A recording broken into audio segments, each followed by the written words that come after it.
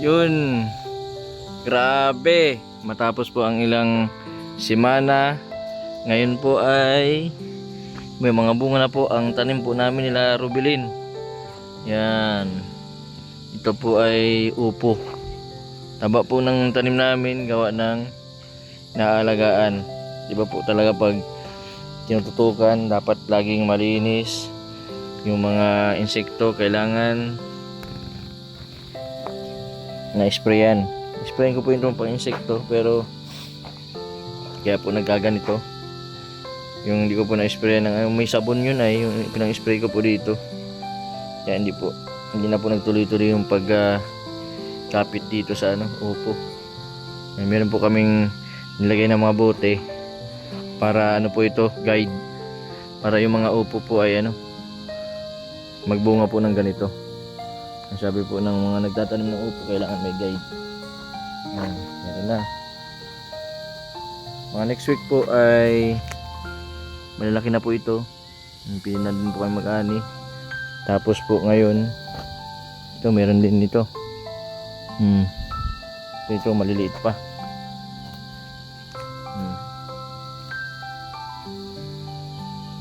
Binawasan din po namin ng mga lumang mga dahon, tapos yung mga bulaklak na bulok. Nakakaagaw din po yun ng sustansya. Ito po yung iba pong tanim namin. May talbos kamote. Naanihan na po namin ito nung isang araw. Ilang beses na po kami nag-ani. May itong okra. Medyo nagdilaw yung dahon, gawa siguro ng mayroong insekto sa ilalim. Grabe, tataba. Yan, meron din po kami dito sa kabilang lote. Sa may nan ay mustasa. Ito po para siyang pichay. Sarap din po ang gulay po nito. Meron din po kami dito na gabi Mas may tinanim din po kaming kamatis, kaso wala pang bunga. Medyo payat yung iba nandito, gawa ng po ng insekto.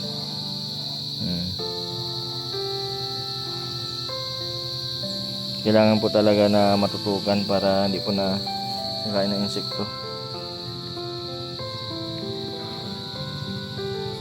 Nina po, nagdala kami ng mga lupa. Ito po yung mga pinabulok po namin ng mga dahon sa isang sako. Lagi po namin na yung mga dahon, ito yung dahon po ay nilagay namin sa sako, tapos binabasa po namin. Mabilis pong mabulok, kaya ito po yung organic fertilizer namin. Ito pong na ito ay pagulong po ito. Medyo ukra, medyo ang po ng yan.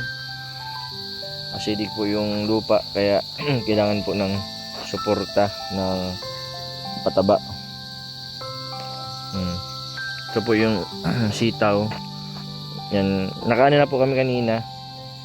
Ito pa po yung sa mga susunod na araw. Ito na po yung aanin namin ulit nila Rubilin.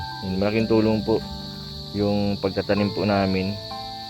Yung kala Rubilin, may panggulay-gulay. Yun.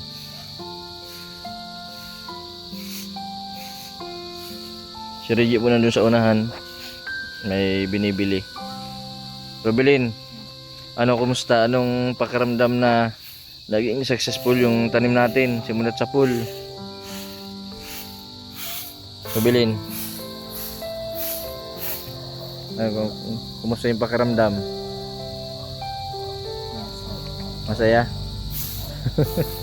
May libangan ka, hindi ka mo naiinip.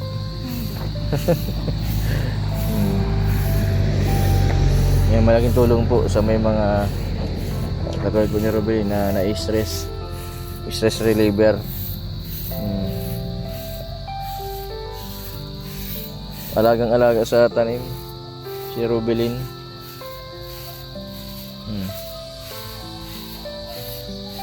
Rubilin, kung masusunod, may ulam na naman tayo. Hindi ka nagsasawa sa puro gulay. Nagreklamo ayaw mo sa sunod.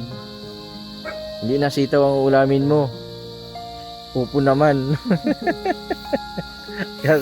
Gulay pa din. Ano ang gusto mo? Karne o gulay? Gulay. Anong paborito mong gulay?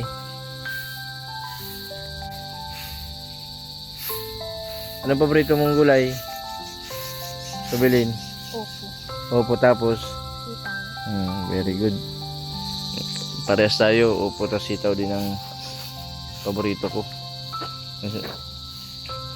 Yan, mabili pa tayo ng mga ibang pantanim para kung sakali na magkaedad na itong sitaw, yung iba pang tanim natin mayroong kapalit.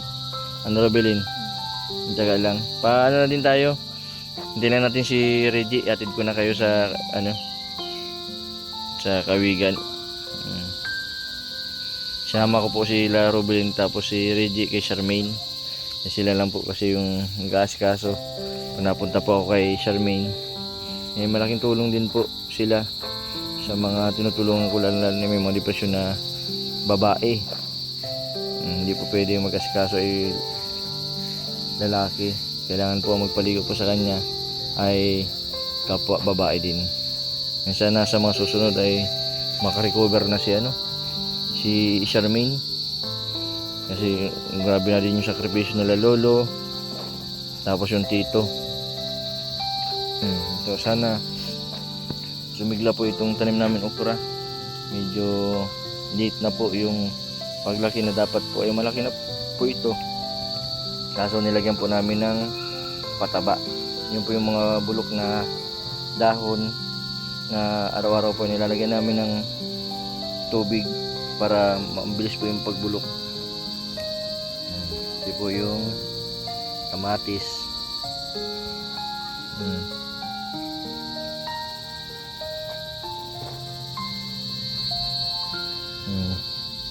Dami na.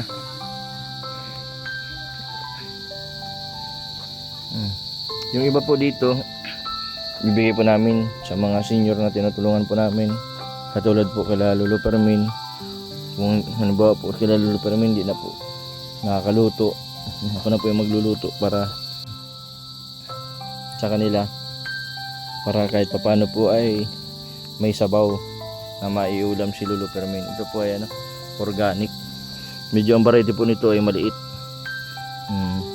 Tapos ito naman pong isa ay malaki.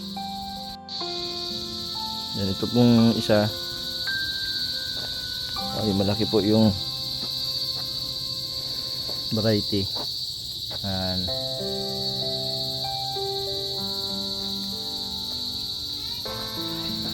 Yun. Ito na po yung naano namin sa gulay namin ni Rubilin. Yan na kaming na puwang buko, tapos nyug. Yan. Yan, fresh na fresh po yung gulay na sitaw, tapos ang dahon ng gabi. Yan, libre na. Makakatipid na sa mga gulay. Dito po ay mabili lang po kami ng isda. Pwede po namin sabawan. Tapos ito din, ganun ginataan. Pambangot na lang po ang bibili namin kasi may nyug na kami. Tapos masarap dito ay tinapa, ginataang sitaw ng bangot ay tinapa. Rubilin, uwi mo na ito, Rubilin, lata. Para may may mga gulay. Ito ay Lunes, ito ay Martes, ito ang Miyerkules. Rubilin? Yung Huwebes, Biyernes, bahala ka na kung anong iulam mo. Rubilin? Ito pwede mo man ito 1 week. Una, ito kalahati nito Lunes, Martes, Miyerkules yung isa pang talbos ng kamote. Tapos sitaw ka naman ulit sunod na araw, sunod gabi na. Yan po mga kalingap, mga kabente. Maraming salamat po sa lahat po ng mga sumusuporta sa aking YouTube channel, sa aking second channel po sa YouTube. Pa-support din po ng Kalingap Jason. Yan dala po ang channel ko, Mr. 20 Vlog yung una. Second channel ko po ay Kalingap Jason. Yan, malaking tulong po yung mga panonood po ninyo sa mga tinutulungan ko. ng mga depression sa mga senior, sa iba pong mga recipient. Malaking tulong po yung pag hindi ang pagpapanood po ninyo at hindi pag-skip ng ads.